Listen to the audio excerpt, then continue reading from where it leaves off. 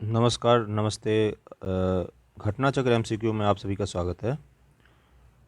अब हम सबसे पहले फिजिक्स और जीव विज्ञान का घटना चक्र से एमसीक्यू करेंगे, क्योंकि सबसे ज़्यादा क्वेश्चन इसी सेक्शन से पूछे जाते हैं। तो जीव विज्ञान का ये पहला वीडियो है जिसमें जीव विज्ञान की शाखाएं पढ़नी है। तो सबसे पहला है जूलॉजी। विभिन्न प्रकार के जंतुओं का विस्तृत अध्ययन जूलॉजी कहलाता है। घटना चक्र में सबसे पहले अब समरी दिया होता है, उसके बाद एमसीक्यू आता है। तो पहले हम समरी कर लेते हैं, ये बहुत इंपॉर्टेंट होता है। बीपीएससी में हर साल क्वेश्चन पूछता है और दरोगा में भी। बॉटनी, विभिन्न प्रकार के पादपों व उनके क्रियाकलापों का अध्ययन होता है बॉटनी में। पॉलियोबायोलॉजी, जिया जीवाश्मिकी, जीव जंतु एवं पादप के जीवाश्मों का अध्ययन होता है इसमें। पॉलियोबॉटनी, पादप जीवाश्म का अध्ययन होता है। इकोलॉजी, सजीव पर उनके चारों ओर के पर्यावरण प्रभाव का अध्ययन होता है। जीवों के अनुवांशिक लक्षण तथा इनकी वंशानुगति का अध्ययन जेनेटिक्स के अंदर किया जाता है। फिजियोलॉजी, शरीर के विभिन्न भागों के कार्य तथा कार्य विधियों का अध्ययन इसमें किया जाता है। पोडोलॉजी, मृदा मृदा का निर्माण इसमें अध्ययन किया जाता है। जेरेंटोलॉजी, जेरेंटो, मनुष्य के वृद्धावस्था काल पर प्रभाव का अध्ययन होता है इसमें। इथोलॉजी, मानव सहित सभी जंतु के व्यवहार का अध्ययन इथोलॉजी के तहत किया जाता है। बायोनिक्स, जैविक जगत के गुणों सिद्धांतों के प्रयोग द्वारा आधुनिक उपकरण व अभियांत्रिकी तंत्रों का निर्माण किया जाता है बायोनिक्स के तहत। बायोनोमिक्स, जीवधारियों का उनके वातावरण के साथ संबंध का अध्ययन बायोनोमिक्स के तहत किया जाता है। अगला है मायोलॉजी, मनुष्य के पेशियों का अध्ययन होता है मायोलॉजी में। मैमोलॉजी, स्तनधारी जंतुओं का अध्ययन किया जाता है मैमोलॉजी में। बायोनॉमी, जीवन के नियमों से संबंधित अध्ययन किया जाता है इसमें। बायोमेट्री, गणित एवं सांख्यिकी तकनीक द्वारा जीव विज्ञान का अध्ययन होता है बायोमेट्री, इसलिए बायोमेट्रिक यंत्र भी इसी तहत बनाए जाते हैं। फ्रेनोलॉजी, मस्तिष्क के विभिन्न भागों की क्रियाशीलता तथा विक्षिप्तता का अध्ययन होता है। एंथोलॉजी, एंथोलॉजी फूलों का अध्ययन कहलाता है। एगेस्ट्रोलॉजी, घास से संबंधित अध्ययन एगेस्ट्रोलॉजी कहलाता है। ग्रेस्टो, घास, ग्रास। पॉलिनोलॉजी, विभिन्न प्रकार के पराग कणों का अध्ययन कहलाता है पॉलिनोलॉजी। अंकोलॉजी, कैंसर व संबंधित ट्यूमर का अध्ययन क्या कहलाता है अंकोलॉजी। अगला है टेरेटोलॉजी, शरीर विकास से आने वाली असमानताओं का अध्ययन इसमें करते हैं। कॉन्ड्रोलॉजी, उपास्थि से संबंधित अध्ययन कॉन्ड्रोलॉजी में होता है। ऑस्ट्रियोलॉजी, अस्थियों का अध्ययन कहलाता है, ये बीपीएससी 2019 का क्वेश्चन है। सोरोलॉजी, रुधिर सीरम का वैज्ञानिक अध्ययन कहलाता है सोरोलॉजी। हिमेटोलॉजी, रुधिर का अध्ययन कहलाता है हिमेटोलॉजी।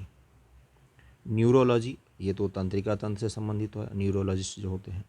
लिथोटिप्सी, एक चिकित्सकीय प्रक्रिया होती है जिसमें किरणों की सहायता से गुर्दे, पित्ताशय, मूत्राशय, थैली में स्थित पथरी को तोड़कर मरीज का इलाज किया जाता है। अगला है पैथोलॉजी, रोगों की प्रकृति, लक्षण व कारकों का अध्ययन किया जाता है पैथोलॉजी में। पैरासिटोलॉजी, परजीवी जीवों का अध्ययन किया जाता है, पैरासाइट जो होते हैं उनका। वायरोलॉजी, विषाणुओं का अध्ययन किया जाता है वायरोलॉजी में, वायरस। बैक्टीरियोलॉजी, जीवाणु का अध्ययन होगा, बैक्टीरिया, बैक्टीरियोलॉजी। एंटोमोलॉजी, कीटों का अध्ययन होता है, एंट यानी कि चींटी यानी कि कीट, इस तरह याद कर सकते हैं।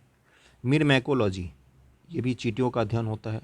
एंटोमोलॉजी कीटों का होता है, मिरमैको सिर्फ चींटियों का होता है। मैलेकोलॉजी, मोलास्क और इनके खोलों का अध्ययन होता है इसमें।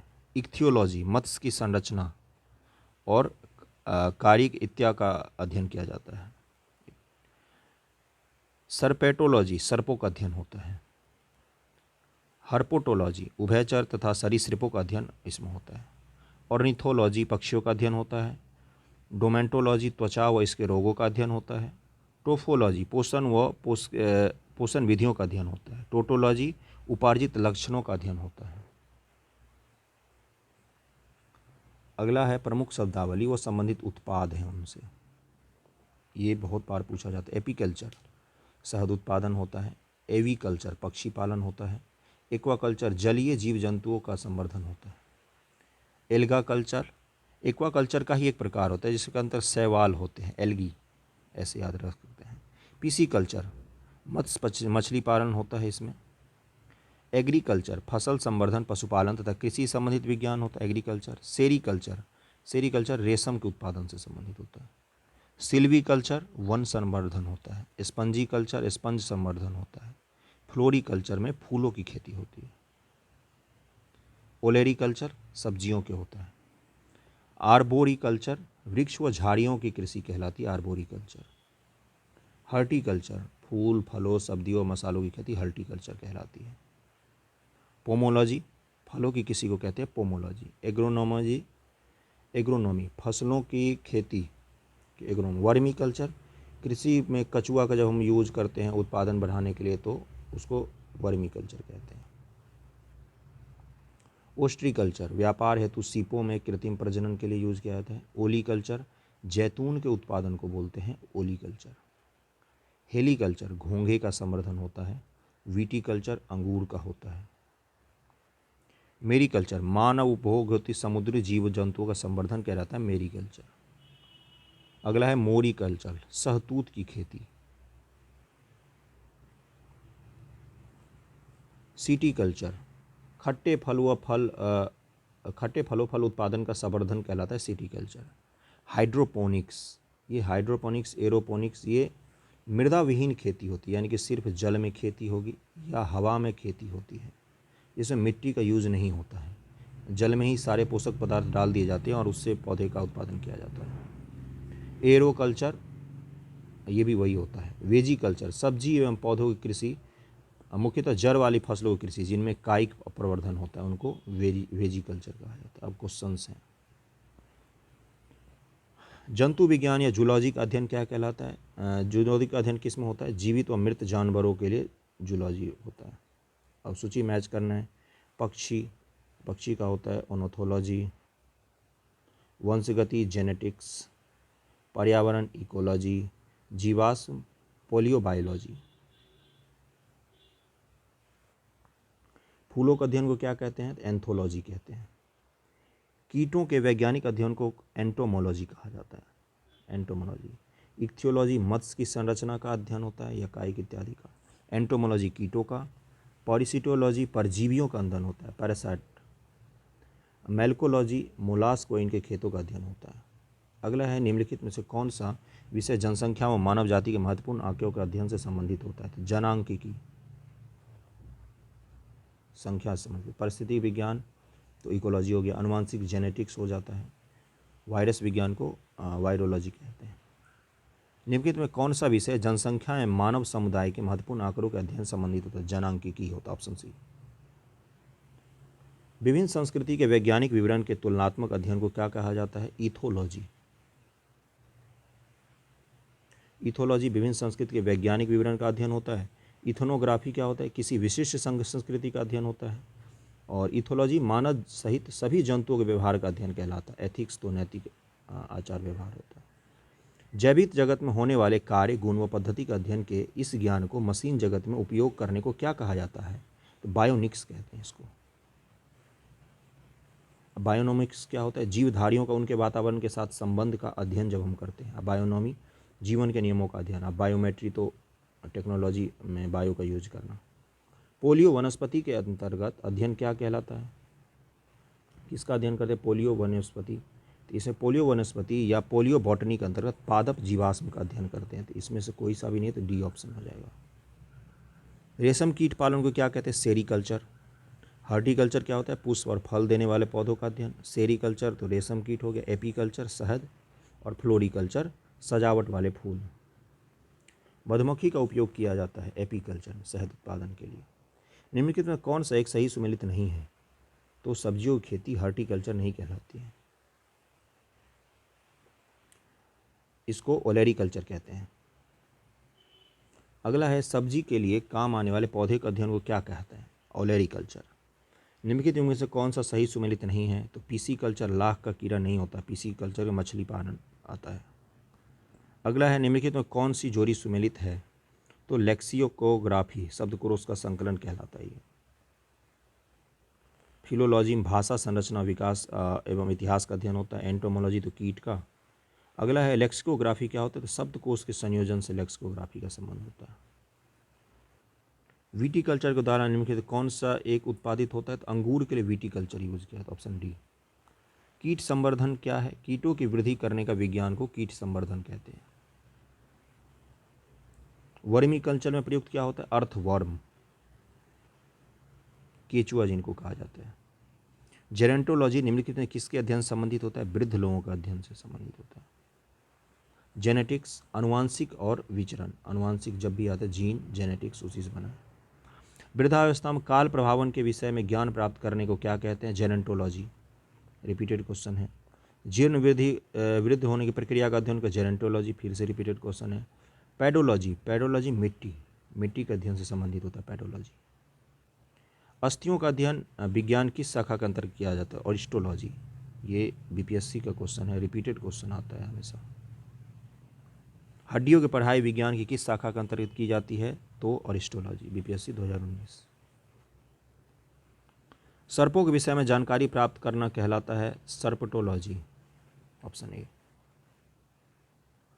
निम्नलिखित में से बेमेल को ज्ञात कीजिए, तो फिजियोलॉजी, पैथोलॉजी, बैक्टीरियोलॉजी, ये तीनों जीव विज्ञान संबंधित है, जबकि ये मनोविज्ञान संबंधित है, साइकोलॉजी। हाइड्रोपोनिक्स क्या कहलाता है? मृदा विहीन कृषि, जिसमें एरोपोनिक्स भी हो सकता है और हाइड्रोपोनिक्स दोनों होते हैं, जिसमें मृदा का यूज नहीं होता है इस खेती में।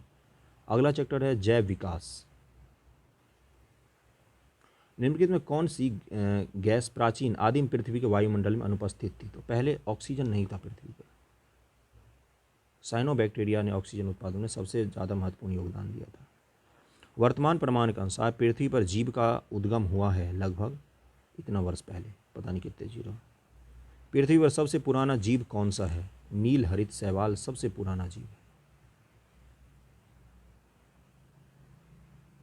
और इसका योगदान है पृथ्वी पर ऑक्सीजन उत्पादन में। डार्विन द्वारा प्रस्तुत प्राकृतिक वर्णवाद में निम्नलिखित किस पर आधारित है? तो ओवर प्रोडक्शन पर भी आधारित है, स्ट्रगल फॉर एक्विजेंस एंड वेरिएंस इस पर भी आधारित है, और सर्वाइवल ऑफ द फिटेस्ट, इन तीनों सिद्धांत को मिलाकर डार्विन का सिद्धांत बनता है। जो सबसे तेज तर्रार होगा वही पृथ्वी पर रहेगा। पुस्तक the origin of the species किसने लिखी है? तो डार्विन ने लिखी है। विकासवाद का सिद्धांत किसने प्रतिपादित किया था? तो डार्विन ने। जैव विकास, इवोल्यूशन को सर्वप्रथम किसने समझाया था? जैव विकास की बात करा लैमार्क ने। और 1809 में इसकी पुस्तक छपी थी, फिलॉसफी जियोलॉजिक। विकास के उत्परिवर्तन सिद्धांत का प्रतिपादन किसने किया था? ह्यूगो डॉ ब्रीज ने। अगला है उत्परिवर्तन का सिद्धांत, तो डी ब्रीज, अभी पढ़ा। उसके बाद से विकास का सिद्धांत, तो डार्विन। एक जीन एक एंजाइम की परिकल्पना बीडल एंड टैटम, और ओपरॉन की अवधारणा जैकब व मोनार्ड ने। विकास का मुख्य कारण क्या है? प्राकृतिक वर्ण। अगला क्वेश्चन है जैव विकास के संदर्भ में सांपों में अंगों का लोप होने का स्पष्ट किया जाता है किसके द्वारा? अंगों का उपयोग तथा अनुप्रयोग किए जाने से जो अंग अनुप्रयोग होते हैं वो धीरे धीरे लोप हो जाते हैं। लैमार्क का यह सिद्धांत है। भारत की विशाल वन्य बिल्लियों में किसके बारे में कहा जाता है कि वो हाल ही में विलुप्त हो गई है? चीता, लगभग में 1950 के आसपास विलुप्त हुई है ये। आधुनिक मनुष्य के हाल का पूर्वज है कोमैग्रॉन मानुस। शब्द डेनिसोवन कभी कभी समाचार माध्यमों में किसके लिए आता है? एक आदि मानव जाति के लिए आता है। ये यूपीएससी 2019 का क्वेश्चन है। ऑर्कियोप्टेरिक्स क्या होती है? जुरैसिक युग का सर्वपुरातन पक्षी को ऑर्कियोरेपेटिक्स कहा जाता है। ऑर्कियोरेपेटिक्स किस वर्ग के प्राणियों के बीच संयोजन करी है? सरीसृप व पक्षी, इसमें दोनों के लक्षण होते हैं, सांप वाले भी और पक्षी वाले भी। मैमथ पूर्वज है किसका? हाथी का पूर्वज होता है मैमथ, विशालकाय हाथी होते थे। डायनासोर थे मेसोजोइक सरीसृप, डी ऑप्शन। ऐसे क्वेश्चंस खूब पूछे जाते हैं। डायनासोर रहे हैं मेसोजोइक युग में, मेसोजोइक सरीसृप थे तो उस युग को मेसोजोइक युग कहा गया। जीवों का विकास इवोल्यूशन के संदर्भ में निम्नलिखित में से कौन सा एक अनुक्रम सही है? तो सैलामेंडर, अजगर और कंगारू, ये सब रटने की चीज़ें होती हैं और इसका कोई वो नहीं होता। इसमें 20 क्वेश्चंस थे और पिछले में 20 क्वेश्चन थे, करीब 50 क्वेश्चन। बायो का दूसरा भाग भी बहुत जल्द बनाऊंगा मैं। Thank you so much, bye.